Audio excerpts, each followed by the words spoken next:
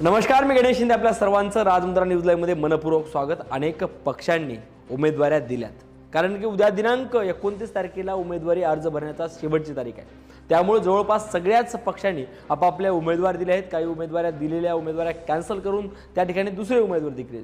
आता सगळ्यात महत्त्वाचा विषय म्हणजे मनोज पाटील जरांगे, ज्यांच्याकडे संबंध महाराष्ट्राचं लक्ष लागले ते म्हणजे मनोज पाटील जरांगे.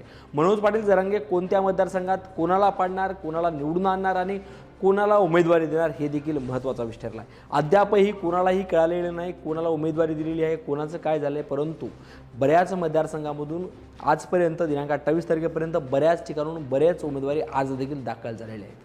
त्यामध्ये प्रामुख्याने आपण जर पाहायला गेलं तर त्यांनी स्पष्टपणे सांगितलं की उमेदवारी तुम्ही भरा, परंतु जर जरांगे पाटलांचा जर आदेश आला तर तुम्हाला उमेदवारी मागेही घ्यावा लागते, किंवा जर आदेश आला निवडणूक लढा आणि जिंका, जर आदेश आला तर त्या नियोजनानुसार देखील अनेकांनी उमेदवाऱ्या भरल्या.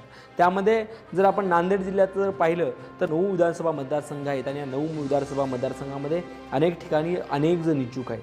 जवळपास बऱ्याच पक्षांना उमेदवार मिळत नाहीत, परंतु मनोज पाटील जरांगे यांच्याकडे एका मतदारसंघातून 10-10, 12-12 इच्छुकांची मोठी यादी असल्यामुळं नेमकं उमेदवारी कुणाला द्यावी हे देखील मोठा प्रश्न ठरला आहे. कारण की 10-10 उमेदवारांमधून नेमकं काढायचं कुणाला, कोणत्या मेरिटवर त्यांना उमेदवारी द्यायची.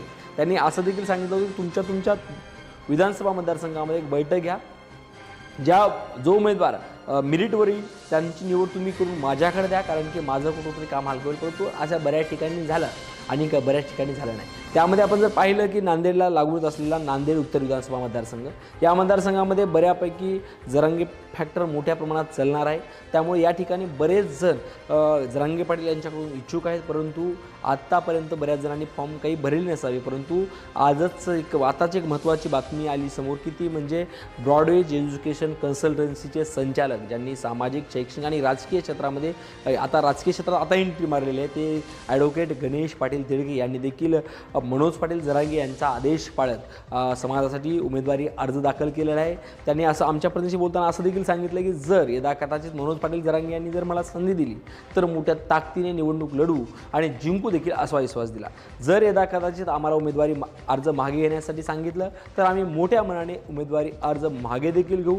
त्यांचा आदेश आम्हाला मान्य असेल, त्यांनी ज्या माणसाला पाडा म्हटले त्या माणसाला नक्की पाडू आणि ज्यांना निवडून आणायचे त्यांना देखील निवडून आणू, असं देखील गणेश तिडके म्हणले. त्यासोबतच या मतदारसंघातून मिलिंद देशमुख जे एक भाजपाचे कार्यकर्ते आहेत ते देखील उमेदवारी अर्ज भरतील वाटतंय. आणि त्यासोबतच स्वराज्य पक्षात ज्यांना तिकीट जाहीर झाले ते संगीताताई डग यांनी देखील मनोज पाटील जरांगे यांची भेट घेतली.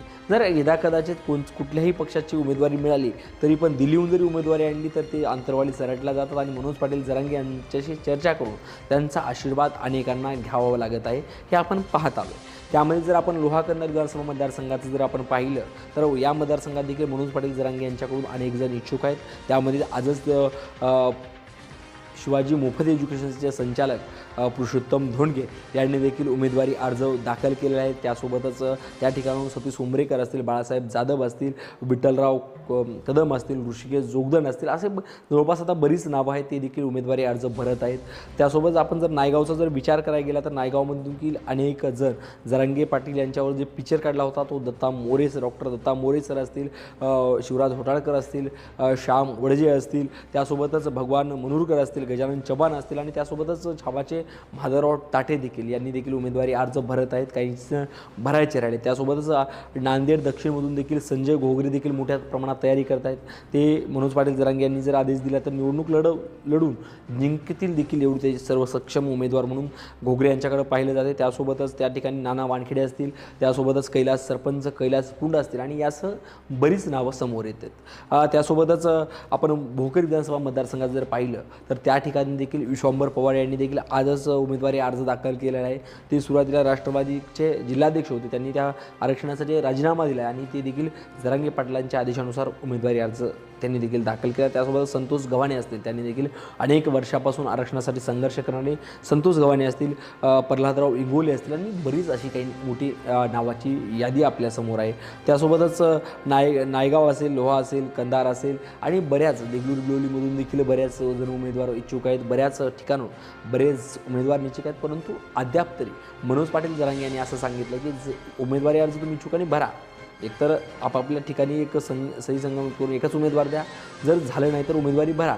मी ज्या ठिकाणी सांगेल उमेदवारी उचलायला सांगेल त्यांनी उमेदवारी उचलायची आहे. जर त्यांनी उमेदवारी उचलायला नाही तर ते आपले नाहीतच, म्हणून त्यांना सोडून द्यायचं आहे, त्यांच्या आपल्याला पाठीमागे राहायचं नाही असं देखील त्यांनी स्पष्ट सांगितलं. त्यामुळे जेवढ्या लोकांनी उमेदवारी अर्ज जरांगे पाटला यांच्याकडून भरला आहे ते लोकांना जर आदेश जर आला नाही, उमेदवारी अर्ज मागे घ्यायचा जर आदेश आला तर नक्कीच घेतील असं देखील सांगितलं आहे. परंतु तुम्हाला नेमकं काय वाटतं, जर ज्यांनी उमेदवारी भरली त्यांनी जर जरांगे पाटलांचा आदेश पाळतील का?